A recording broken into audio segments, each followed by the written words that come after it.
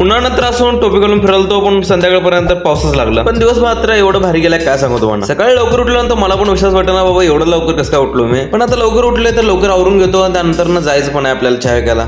चहा करून त्याला गाळून पण घेतलो. त्यानंतर आता चला चहा विकायला जाऊ. उन्हात फिरून फिरून चेहरा पूर्ण काळपट पडलेला. चहा विकता एकदा मोबाईल दुकानात बसलेलो. मोबाईल घेऊन भावाला जरा मस्करी करत होतो पण भाव म्हटला जास्त मस्करी करू नकोस म्हणून चहा देऊन गप्प गुमान निघले देत ना. पुढे चहा विकता एकदा मालकाशी भेटलो. मालक त्यांच्या मित्रांसोबत बसलेले आणि ते बघून मला वाटायला माझे मित्र काय भेटत ना. मला ध्यान झालं सगळे कॉलेजमध्ये अडकले. चहा देत देत संध्याकाळची 4 वाजत आले आणि वरती आकाशात पावसाचं वातावरण होत होतं आणि खाली ढग वाढत होतं. आता नाही तर नंतर पाऊस पडते म्हणून फिरत होतं चहा घेऊन आणि शेवटीच पाऊस पडायला लागले. पण कालच्या सारखं पावसात भिजत नव्हतं त्यामुळे आज रेनकोट घालून चहा विकायला लागलो. या रेनकोटची खास बात आहे बाहेर किती पण थंड असू दे आत पूर्ण कोडायला लागतं. पावसात चहा विकायचं गेलं ना तर पूर्ण भारीच होऊन जातो. पण चहा विकताना मला एवढं गिरायक झालं की अमोल दादा मला 12 वेळा फोन लावला नंतर मी तिथे पोहोचले.